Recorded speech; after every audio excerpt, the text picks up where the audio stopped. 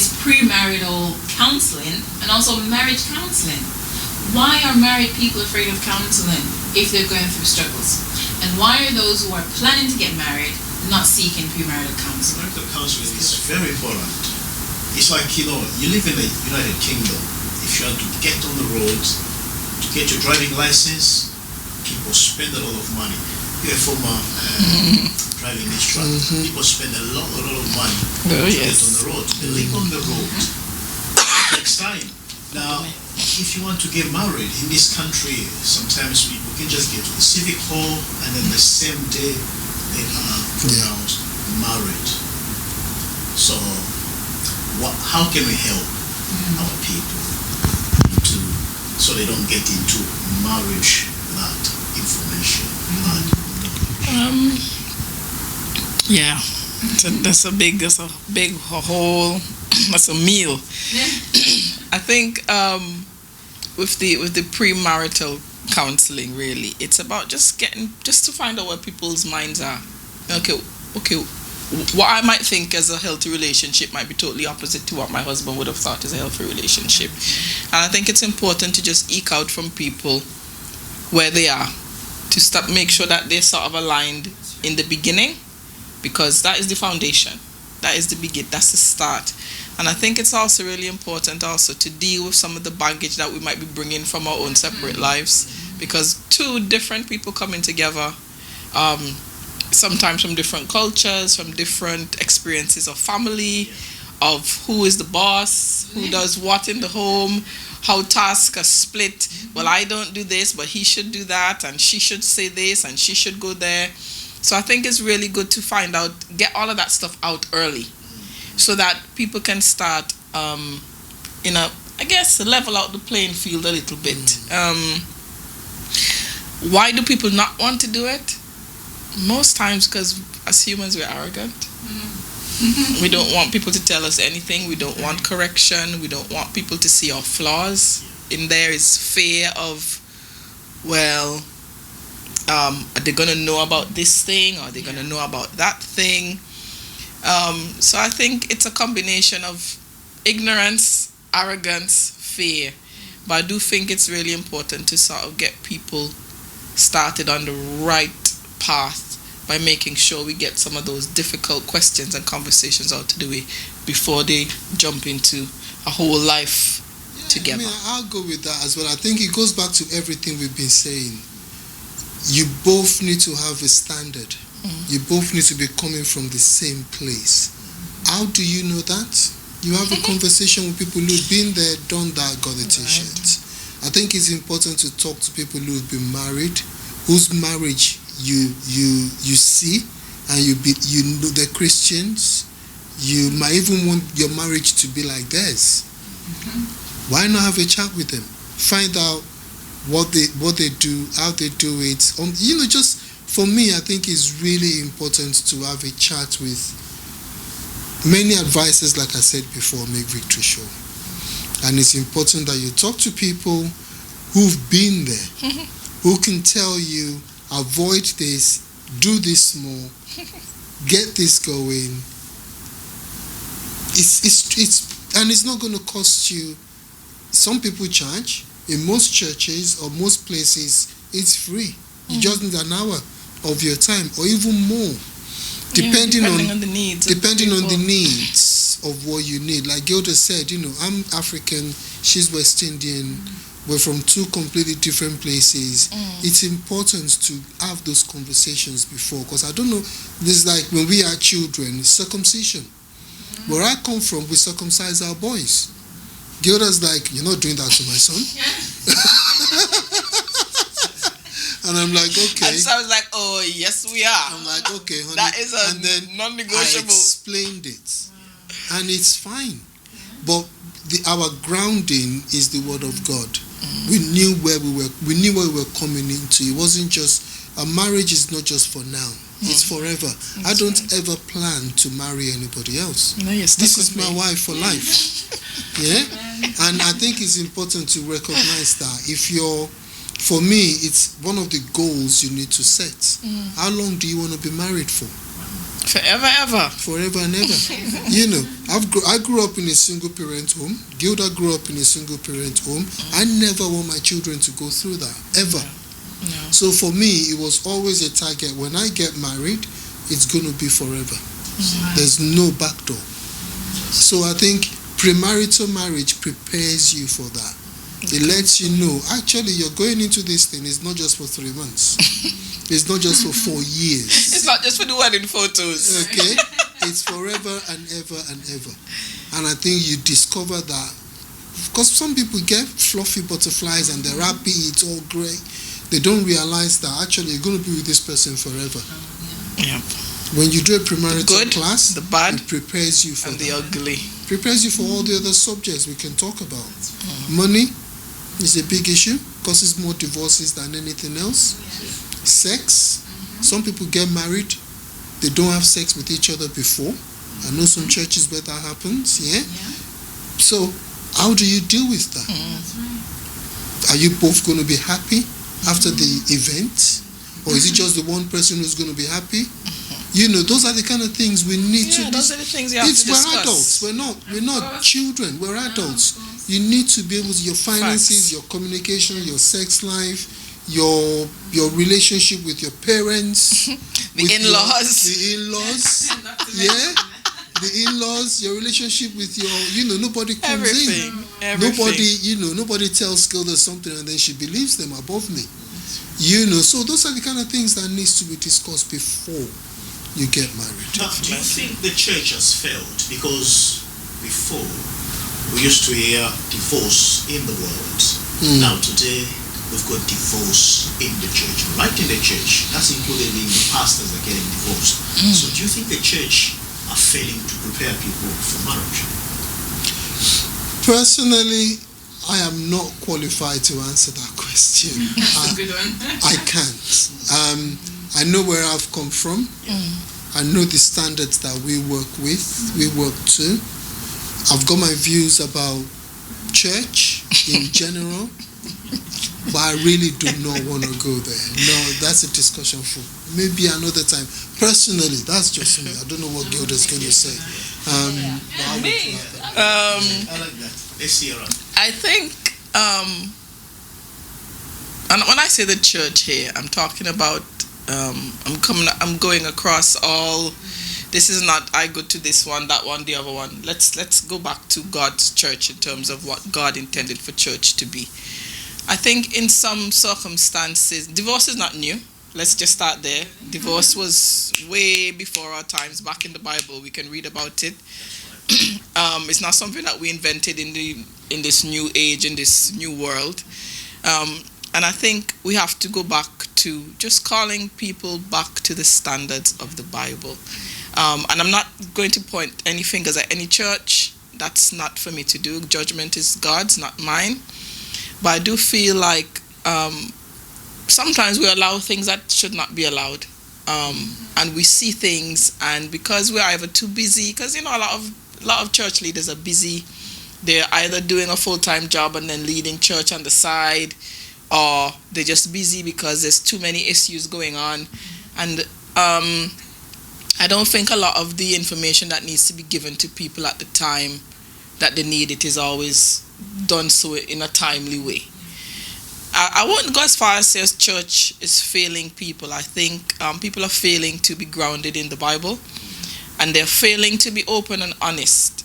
One of the biggest things for me as a disciple of Christ, as a wife, is to walk in the light. I tell people straight up, if you're looking for a perfect church, don't come to ours. Yeah? If you're looking for perfect marriage, don't come for ours. Because there's no perfect anything. We humans are in all of it. And I think it's really important to be willing to walk in the light. And that means to say, yeah, I messed up. Yeah, I've sinned. Yeah, I'm struggling with this whole process of submission. Like, what is that about? The guy is like, look, I'm overwhelmed. I don't want to provide for this woman and her children. I'm scared.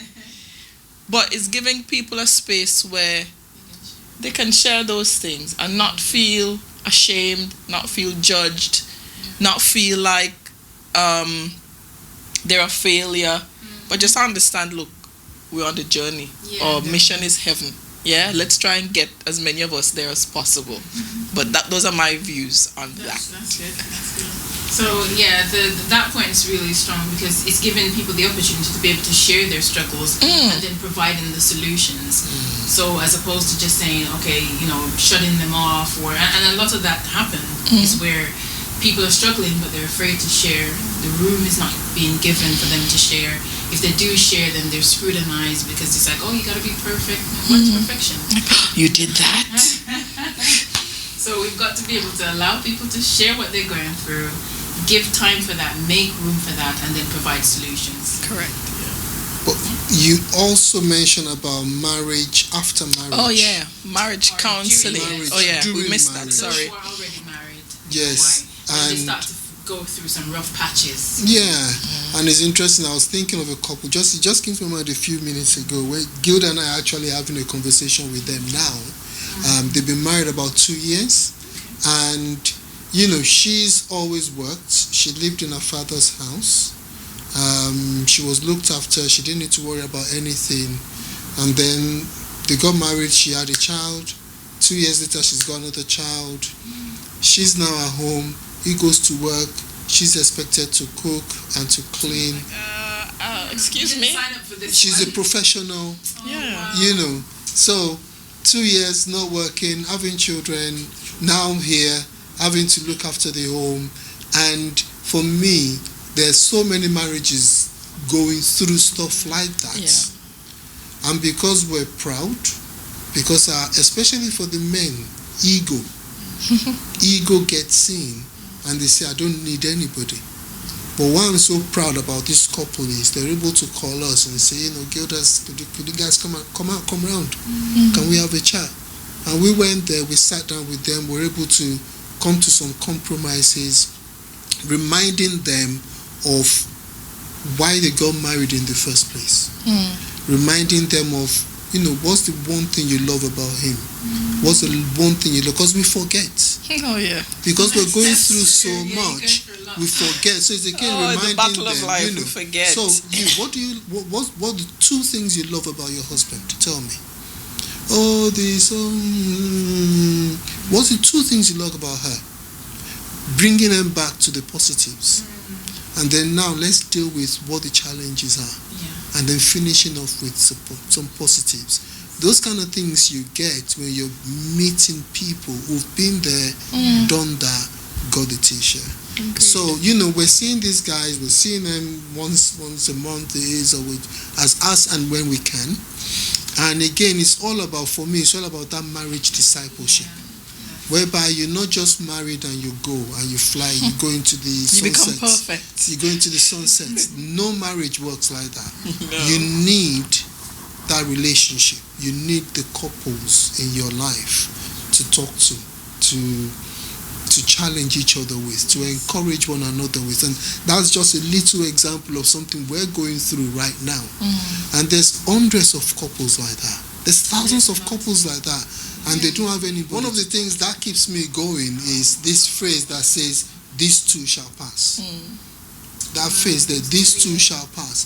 Whatever it is you're going through right now, 6 months from now, you even remember it. What I'm going to put on this, I'm not talking about, or should I say, we're not talking about marriages where there are things at play like abuse. We're not talking about them type of things. I think it's important for us to say that we're not saying that if your husband is turning you into a punching bag or your wife is turning you into a punching bag to sit there and suck it up, and cover it up and just be like, no, I'm not talking about those type of things. I think it's important, after marriage to have that time with other married couples. And if you need professional help, get it, because going back to the beginning, a lot of us coming to marriage with a lot of baggage, a lot of expectations about how a wife is supposed to be or how a husband is supposed to be and what different roles should be.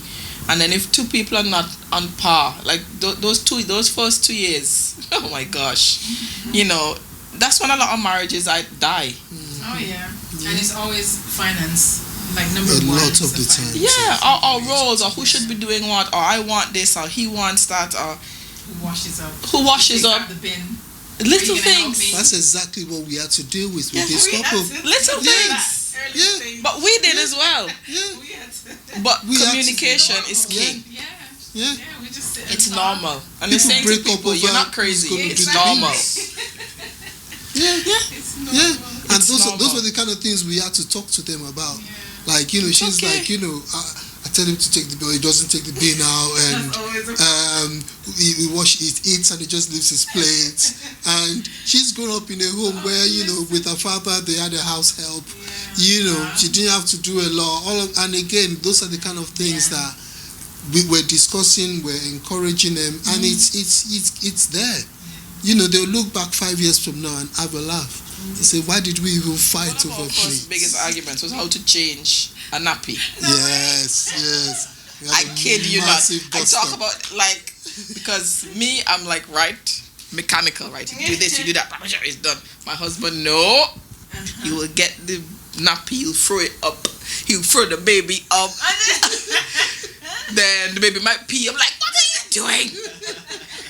Then he will take the Sudocrem or whatever thing, he'll throw it up, he'll play, and I'm like, Let's just get this over can you with. can you hurry up?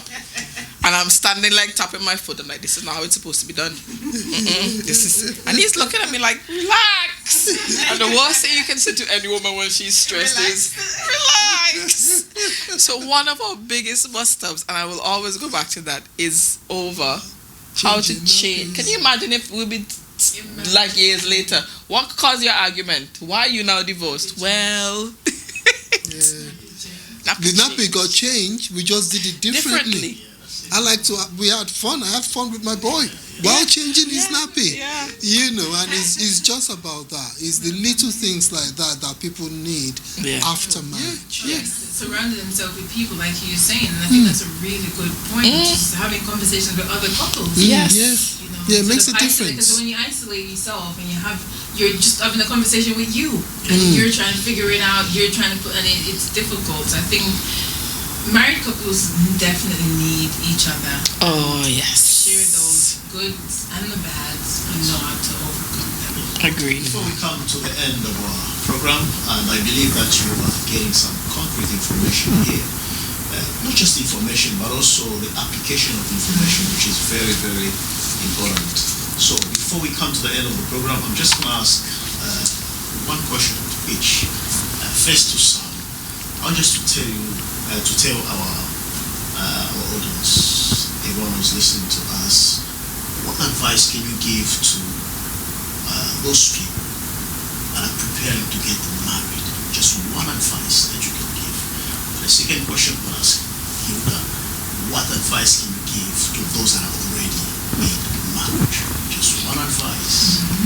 So those who are about to get married, get some premarital marriage discussion with people who've married couple who've been married a while, whose marriage you aspire to, or that you get some advice. Talk to somebody who's been there, done that, got the t-shirt. Add that with prayer, of course, but talk to somebody.